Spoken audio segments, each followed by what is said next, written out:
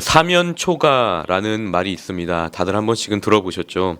이 초나라와 한나라가 서로 다투던 그런 시대가 있었는데, 이 사면에서 모두 초나라 노래를 부른다라는 뜻으로 사면초가란 사방으로 적에게 둘러싸여서 고립무원의 상황을 말하는 것입니다. 주변 사람들로부터는 비난만을 받게 되고, 또 아무도 상대해주지 않는 그런 상태, 또 어디를 둘러봐도 내 편은 없고, 그래서 위기뿐이고 캄캄하고 앞뒤가 꽉 막힌 상태를 사면초가라고 말합니다. 여러분들도 앞뒤 좌우 사방이 꽉 막혀서 어디로 가야 할지 도무지 모르는 그런 상황을 마주한 적이 있으십니까? 사방을 둘러보아도 빠져나갈 문도 보이지 않고 길도 보이지 않고 빛도 없는 그런 상태, 또 자신이 혼자 무엇인가 해보려고 해도 나 혼자만의 힘으로는 어떻게 할 수 없는 그런 상황을 마주한 적이 있으십니까? 오늘 본문을 보시면 그러한 한 사람이 나옵니다. 실제로도 그는 몸이 마비가 되어 있는 중풍병자로 혼자서는 절대로 움직일 수 없는 사람이었고, 더 나아가서 사회적으로나 경제적으로나 또 모든 면에 그 모든 면에서 고립되어 있는 사람이었습니다. 왜 모든 면이라고 했냐면은 그 당시 이스라엘에서 태어나게 되면 태어나면서부터 부정한 사람이라고 이렇게 딱 정해진 사람이 세 부류가 있었다고 합니다. 첫 번째는 여성이고요. 두 번째는 이방인이고, 세 번째는 몸에 그 아픔을 가지고 장애를 가지고 태어난 사람이었습니다. 이들의 공통점은 본인이 그렇게 태어나고 싶어서 태어난 것도 아니고, 또 본인의 결정과는 아무 상관이 없다라는 것이었습니다. 그냥 그렇게 태어났는데 나면서부터 저 사람은 부정한 사람이야 라고 하면서 사회적으로는 굉장히 차별을 받게 됩니다. 여러분, 이렇게 사회적으로 고립을 당하게 되면 자연스럽게 마음의 병도 찾아오게 될 것입니다. 건강으로부터의 고립, 점점 심해질 것이고요. 또 그뿐만이 아니죠. 몸과 마음이 온전치 못하니 당연히 경제 활동은 못하게 되는 것이고, 또 치료한다 하더라도 이렇게 저렇게 다 탕진하게, 재산도 탕진하게 되면서 점점 심각한 경제적 고립으로 빠지게 될 것입니다. 그런데 오늘 본문을 보시면 그 모든 면에서 점점 고립되어져 가고 있는 이 중풍병자가 사회적, 경제적, 또 그 모든 고립에서부터 탈출하는 장면이 나오게 됩니다. 여러분, 과연 그는 그 모든 고립으로부터 어떻게 벗어날 수 있게 되었을까요? 성경에서 우리에게 주는 답은 항상 늘 단순 명료합니다. 바로 우리가 예수님께로 나아가야 한다라는 것입니다. 답은 항상 이렇게 간단하고 쉽지만 문제는 무엇입니까? 그렇게 우리가 행동으로 실천하는 것이 그렇게 쉽지만은 않다라는 것입니다. 오늘 내용만 보더라도 그가 예수님께로 나아가는 여정은 그렇게 순탄해 보이지만은 않습니다. 왜냐하면 오늘 본문 4절 말씀을 보시면 무리들 때문에 예수께 데려갈 수 없으므로, 무리들 때문에 예수께로 데려갈 수 없다라고 성경에 기록되어 있습니다. 예수님께로 나가야 되겠다 이렇게 생각까지 한 것만 해도 대단한 것입니다. 그리고 행동으로 실천한 것도 더 대단한 것입니다. 그런데 마지막으로 예수님을 만나기 바로 직전에 무리들이라는 장벽에 막혀버린 것입니다. 그런데 여러분, 생각해보면 우리가 성경을 읽다 보면 성경에서 예수님을 만났던 많은 사람들은 언제나 그들 앞에 커다란 장벽이 있었다라는 것이었습니다.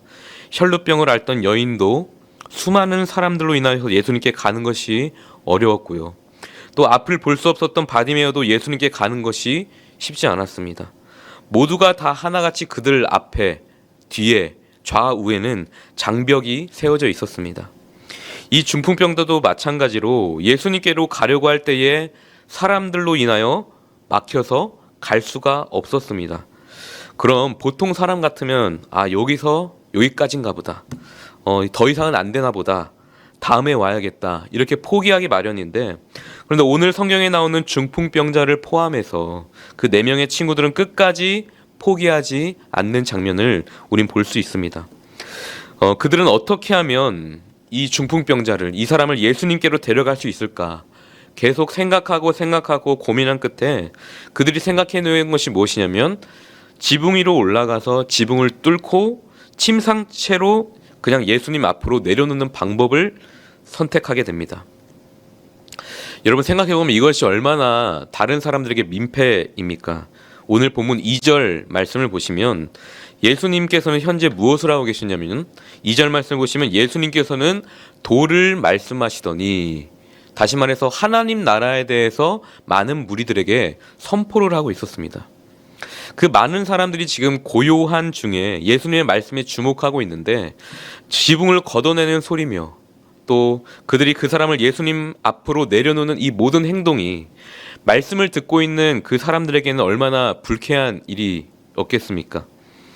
하지만 사람들의 마음은 불편하고 불쾌했겠지만 그 당시 그곳에 있었던 예수님께서는 그들의 그 모습을 바로 믿음으로 보셨다라는 것입니다.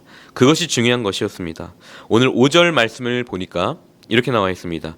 예수께서 그들의 믿음을 보시고, 예수께서 그들의 믿음을 보시고, 그들의 이런 행동은 믿음이었다라는 것입니다.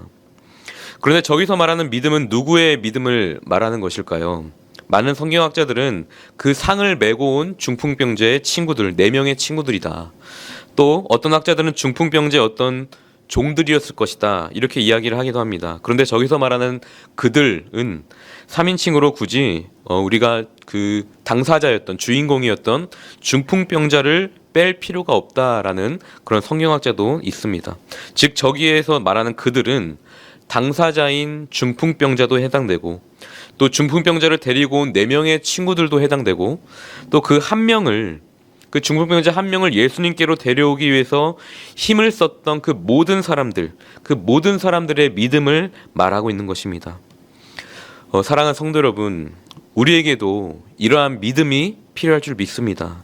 우리 인생의 그 모든 고립 가운데서, 또 어떤 장애물 가운데서도 내가 반드시 주님께로 나아가야겠다, 또는 반드시 내가 이 사람을 예수님께로 인도해야겠다, 이런 믿음이 우리에게 필요하다라는 것입니다.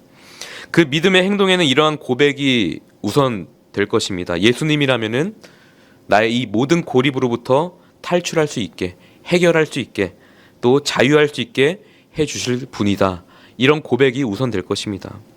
여러분, 이 믿음이 바로 이 지붕을 뚫게 만들었던 것입니다. 또 이 믿음이 예수님의 마음을 움직이게 했던 것입니다. 여러분, 우리 안에 있는 믿음이 진짜인지 가짜인지 판별할 수 있는 방법이 하나 있는데, 우리 안에 진짜 믿음이 있다면 우리는 예수님께로 가게 되어 있다라는 것이 오늘 본문의 내용입니다. 믿음이 크고 작으냐는 별로 중요하지 않습니다. 진짜 중요한 것은 그 믿음이 살아있는가 죽어있는가, 이것이 진짜 중요한 것입니다. 살아있는 믿음은 반드시 예수님께로 달려가게 되어 있다라는 사실을 오늘 이 시간 우리가 꼭 기억하길 소망합니다. 물론 거기까지 가기에 그 길이 쉽지 않을 것입니다. 우리의 힘든 현실 앞에서 우리의 삶이 마치 중풍병자처럼 그냥 몸이 마비가 되어서 한 걸음조차 앞으로 나아갈 수 없을 만큼 그렇게 꼼짝할 수 없는 상황이 우리 앞에 펼쳐질 수도 있습니다. 또 큰 결단을 하고 나아가다가 많은 무리들과 같은, 또 장애물을 만나서 예수님을 만나는 일, 또 우리의 신앙의 길을 포기하고 싶은 순간들도 있을 것입니다. 하지만 앞에서 살펴보았듯이 하나님의 사람에게서는 누구에게나 또 언제나 이 장벽이 있기 마련입니다. 그렇게 우리 하나님의 사람은요, 사방이 막혀있을 때 어떻게 해야 되겠습니까? 바로 사방이 우겨싸임을 당해도 우리 하늘만큼은 열려있다라는 사실을 우리는 절대 잊어서는 안 됩니다. 우리는 하늘을 바라보아야 합니다. 지붕을 뚫어야 합니다.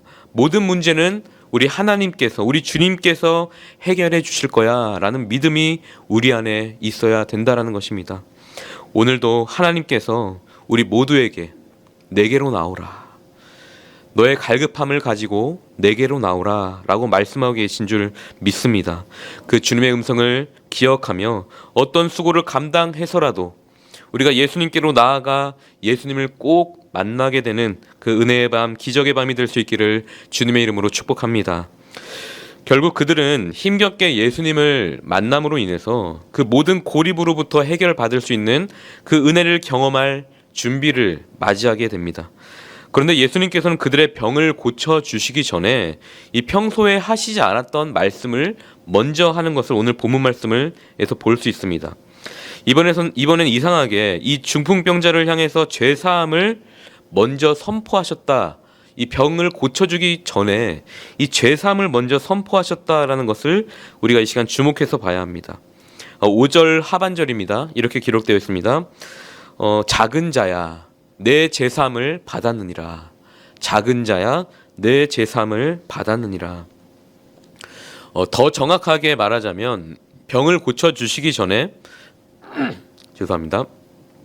병을 고쳐주시기 전에 죄사함을 먼저 선포한 것이 맞습니다.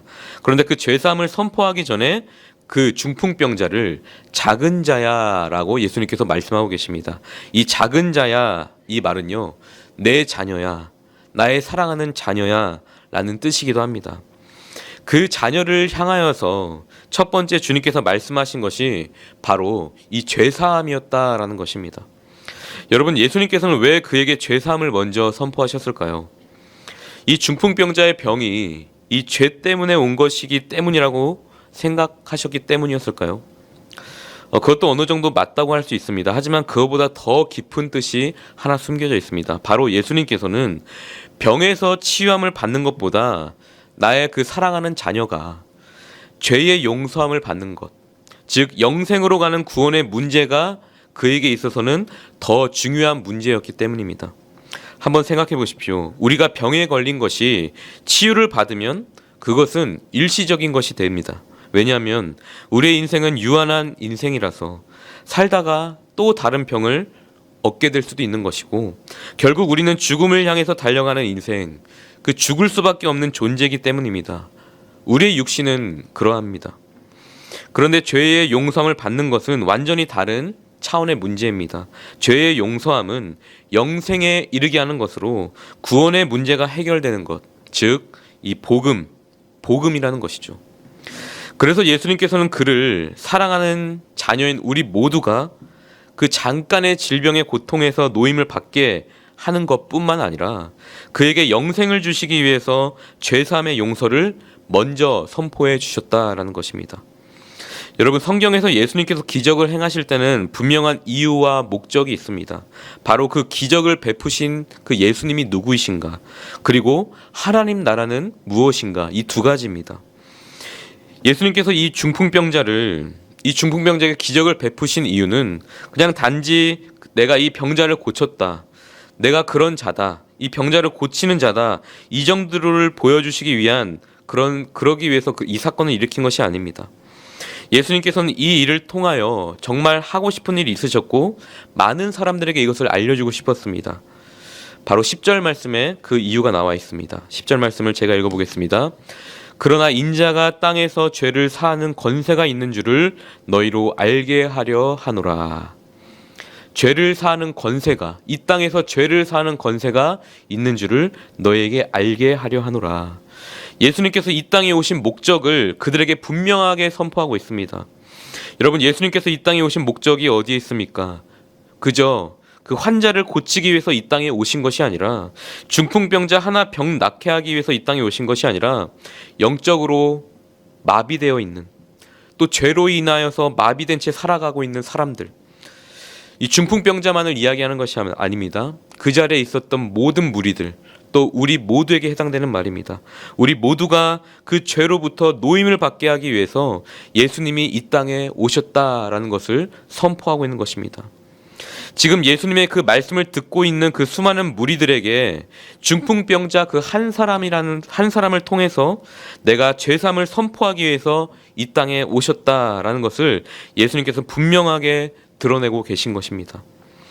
여러분, 우리가 예수님께 가야 되는 이유가 바로 여기에 있습니다. 진정한 참된 치유는 바로 죄사함으로부터 시작된다라는 것이죠.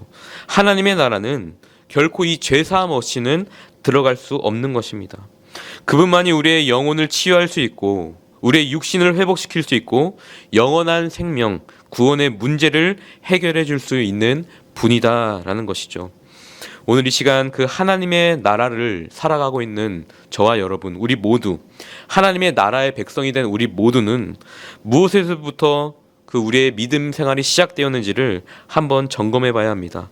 무엇입니까? 바로 이 죄사함. 우리의 이 신앙의 첫 자리가 모두 죄사함 아니었습니까? 오늘 다시 우리의 이 첫 자리를 기억하며 죄사함으로 하나님께 나아가서 참된 치유를 얻게 되는 그 은혜롭고 복된 밤이 될 수 있기를 주님의 이름으로 축복합니다. 예수님께서 마지막으로 중풍병자에게 이렇게 선포하십니다. 11절 말씀에 보시면 내가 내게 이르노니 일어나 내 상을 가지고 가라. 여러분, 상을 가지고 들고 집으로 가라라고 말씀하고 있습니다. 이게 상이, 여기서 말하는 상이 무엇이냐면 중풍병자의 침대를 말하는 것입니다. 그가 평생 누워 있었던 침대입니다. 그에게 있어서는 그 침대라는 것은 질병이었고 고통이었고 아픔의 상징이었던 그 상을 들고 걸어가라는 것입니다. 그냥 너 혼자 걸어가라는 것이 아니고 그 상을 들고 함께 걸어가라라고 이야기하고 있습니다. 그러자 12절 말씀에서 실제로 그는 이렇게 되어 있습니다. 일어나 그 상을 가지고 나아가. 그리고 그 모든 사람 앞에 나가거늘 그들이 다 놀라 하나님께 영광을 돌렸다라고 성경에 기록되어 있습니다. 여러분, 이 상은요, 이 중풍병자에게 아픔의 상징이었습니다. 고통의 상징이었습니다. 그런데 예수님을 만나고 나니까 이 상은 더 이상 고통과 아픔을 상징하는 것이 아니라 치유와 회복을 상징하는 상이 되었습니다. 그리고 이 상을 통하여 모든 사람들이 하나님께 찬양하며 영광을 올려드렸습니다. 사랑하는 성도 여러분, 오늘 이 밤에 이 이야기가 우리 모두의 이야기가 되길 간절히 소망합니다. 현재 우리 안에 있는 이 아픔과 상처, 우리가 현재 겪고 있는 어려움과 고통들, 누구에게도 보여줄 수 없는 그 모든 것들이 예수님을 만남으로 온전히 회복되어 그것이 우리에게 간증이 될 수 있기를 간절히 원합니다. 그리고 그 상을 통하여 많은 사람들이 하나님을 함께 찬양하고 영광 올려드리길 소망합니다. 반드시 우리 주님께서 그렇게 해 주실 줄 믿습니다. 우리에게 이 시간 그 필요한 것은 두 가지입니다. 어떠한 장애물이 우리 앞에 오더라도, 사방이 우겨쌈을 당해도 우리가 예수님께로 나아가야겠다, 이 살아있는 믿음이 우리에게 필요합니다. 또 하나님의 자녀된 천국 백성이라는 사실을 우리가 믿으며 이 죄의 문제, 심지어 죽음의 문제까지도 이미 다 그 예수 그리스도의 보혈로 말미암아 해결받았다라는 그 사실을 믿으며 나아가는 믿음이 우리에게 필요합니다. 그러했을 때 현재 우리가 가지고 있는 그 육신의 질병, 또 마음의 질병, 또 경제적인 문제, 또 관계의 어려움, 그 모든 고립으로부터 자유해져서 그 상을 들고 일어나서 하나님께 영광 올려드리는 이 밤이 될 줄 믿습니다. 그러한 참된 치유를 받는 우리 모두가 되기를 주님의 이름으로 축복합니다. 함께 기도하겠습니다. 우리에게 참된 치유를 주시는 하나님 아버지, 오늘 이 시간 우리 모두가 이 말씀을 기억하며 주님께로 나아갑니다. 마음의 질병, 육신의 질병, 관계 어려움, 재정의 어려움, 삶의 모든 고립으로부터 벗어나게 해주실 분은 오직 예수 그리스도임을 믿으며 담대하게 선포하며 나아갑니다. 우리 앞에 어떠한 장애물이 있더라도, 우리의 삶의 사방에 놓여 있을지라도 하늘을 바라보는 믿음, 지붕을 뚫는 믿음, 살아있는 믿음으로 주님을 만나게 되길 소망합니다. 또한 사랑하는 나의 자녀야, 내 제사함을 받았느니라 라고 말씀하고 계신 그 하나님의 음성을 우리가 듣기를 소망합니다. 참된 치유는 죄사함, 천국 백성이 되는 것임을 우리가 다시 한번 깨닫게 되어서 현재 우리가 고민하고 있는 삶의 모든 고립, 심지어 죽음의 문제까지도 해결받는 그런 치유의 역사가 일어날 수 있도록 주여 인도하여 주시옵소서. 계속해서 기도의 자리로 나아갑니다. 성령 하나님 친히 임재하여 주셔서 마땅히 우리가 구할 바를 모두가 함께 구함으로 우리의 모든 상을 들고 달려나가는, 그래 우리가 모두가 하나님께 찬양하며 영광 올려드리는 시간이 되게 하여 주시옵소서. 감사드리며 이 모든 말씀 우리 구주 예수 그리스도 이름으로 기도드리옵나이다. 아멘.